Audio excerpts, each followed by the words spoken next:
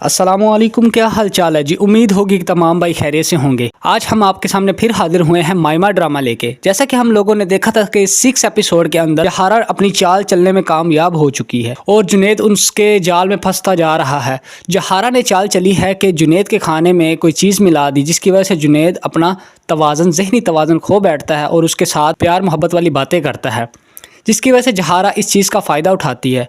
और दूसरी तरफ बात करते हैं, मायरा अपने मायके जाती है, वहाँ पर वो अपनी माँ से शेयर करती हैं सारी बातें। तो उसकी माँ बताती है कि बेटी इस तरह नहीं करते होते, अपने हस्बैंड को अपने हाथ में रखते होते हैं, किसी के हवाले नहीं करके आते। तो मायरा परेशान हो जाती है और उसको कॉल करती है और आगे से जुनैद थोड़ा सा बहाना बनाना शुरू कर देता है कि मैंने आज बाहर से खाना खाया। तो मगर उसको ये नहीं पता होता कि जुनैद ने आज खाना मायरा के घर से खाया और बहुत ही ज़्यादा खाया है, जिसकी वजह से ये जो चीज़ें हैं वो मायरा बर्दाश्त नहीं कर पाती और कहती है कि जुनैद तुम अच्छा नहीं कर रहे हो।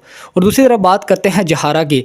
जहारा ने अपनी नौकरानी को मना किया हुआ था एक कमरे के अंदर जाने को, क्योंकि उस कमरे के अंदर एक राज छुपा हुआ था जो दूसरे घर में जाके खुलता था। जब जहारा की नौकरानी उस कमरे के अंदर दाखिल होती है तो देखती है वो सारा राज उसके सामने आ जाता है।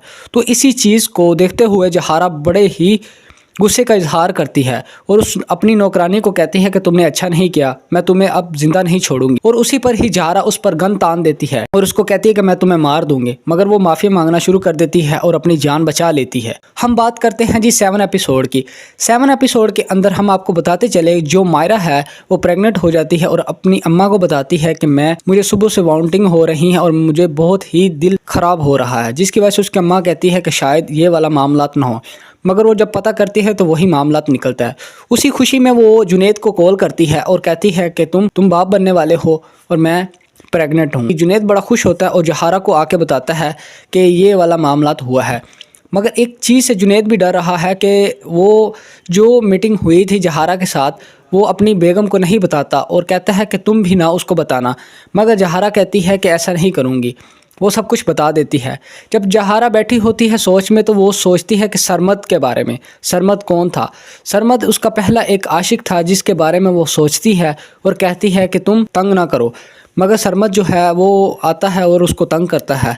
उसी के बाद हम बात करते हैं ज़ीशान की। ज़ीशान और आयज़ा। ज़ीशान जेल के अंदर होता है तो जहारा उसकी बेल करवा देती है। उसके बाद वो अपने घर वापस जाता है तो मायरा को कहता है कि तुम पागल हो गई हो, जहारा एक ज़हनी तौर पर मरीज़ है। तो आगे से मायरा जो है वो गुस्सा कर जाती है इस बात का कि इसने जहारा को एक ज़हनी तौर पर मरीज़ बताया है। मायरा कहती है कि तुम्हें नहीं पता कि जहारा ने ही मुझे कहा है कि अपने उसको ज़ीशान को उसको बच्चे के साथ मिलने दो ताकि वो एक बाप की कमी ना महसूस कर सके। उसी के साथ ही ये एपिसोड तमाम होता है और इंशाल्लाह हम मिलेंगे 7 एपिसोड के अंदर। और हमारे साथ जुड़े रहिएगा और हमारा चैनल सब्सक्राइब करना ना भूलिएगा। हमारे चैनल का नाम है BRX स्टूडियो।